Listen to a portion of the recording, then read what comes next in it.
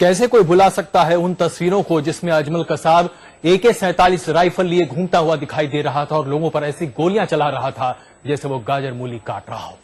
इस मामले पर जिस तरीके से इस पूरे केस को हैंडल किया गया, हमारे साथ इस वक्त उस पर चर्चा करने के लिए मौजूद हैं सरकारी वकील उज्जवल निकम साहब। निकम साहब, स्वागत है आपका। आपके काम की वाकई में तारीफ करनी पड़ेगी। साल भर से कम में ही आपने इस मुकाम तक इस केस को पहुंचाया, बहुत बधाइयां।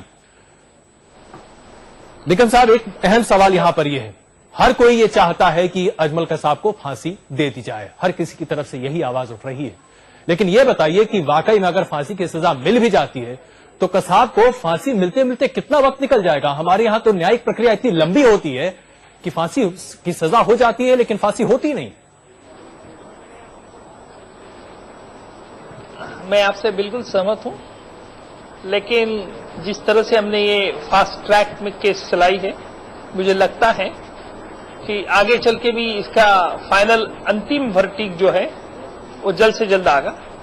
लेकिन जो मर्सी क्लीमेंसी पिटीशन है उसके बारे में कुछ कह नहीं सकता हूं, और मुझे लगता है कि इस तरह से मर्सी पिटीशन का डिस्पोज ऑफ होना, जल्द से जल्द होना, ये जरूरी है। और उसमें भी सरकार को कुछ गाइडलाइंस देना चाहिए कि ताकि जल्द से जल्द इसका निपटारा हो सके।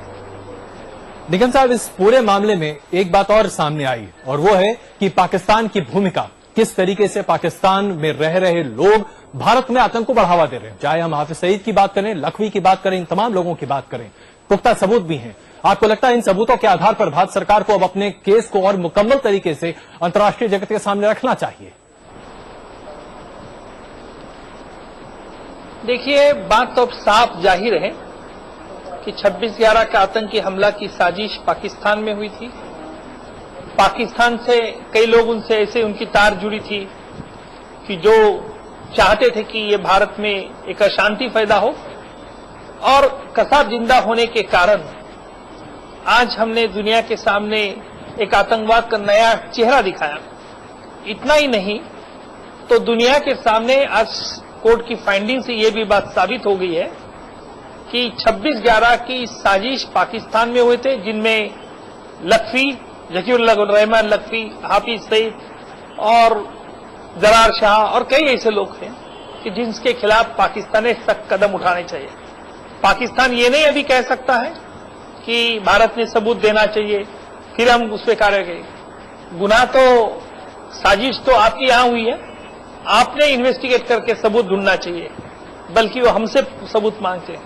अगर सबूत उनको नहीं मिलते तो हमारे यहां भेज दीजिए, हम उनकी ट्रायल चला सकते हैं।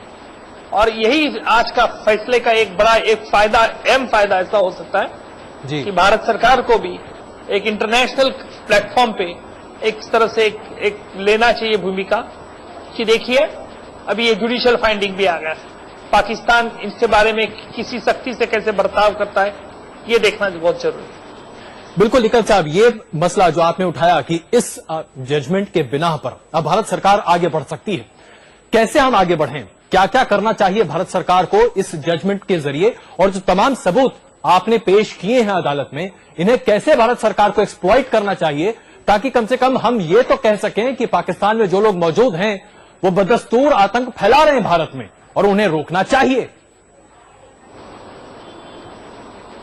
भारत सरकार का मैं कानूनी सलाहकार तो नहीं हूं कि मैं भारत सरकार को कुछ मुफ्त में सलाह दूं, लेकिन आप एक भारतीय नाते से मैं जरूर कहूंगा कि हमने एक इंटरनेशनल कम्युनिटी के द्वारा जिस तरह से 26/11 के आतंकी हमले के बाद हमने पूरी विश्व में एक संदेश दिया कि ये आतंकवाद पाकिस्तान से बढ़ता जा रहा है, और इसका नतीजा ये हुआ कि पाकिस्तान को मानना पड़ा कि कसाब उनका नेशनल है और उनके खिलाफ उन्होंने ट्रायल चलाई। सो ये जुडिशियल फाइंडिंग लेके हम ये भी बता सकते हैं, यूनो में बता सकते हैं, इंटरनेशनल कोर्ट में भी बता सकते हैं कि एक जुडिशियल फाइंडिंग है, और इसके बावजूद अभी पाकिस्तान ने सख्त कदम उठाना चाहिए, ये हम जरूर कर सकते हैं।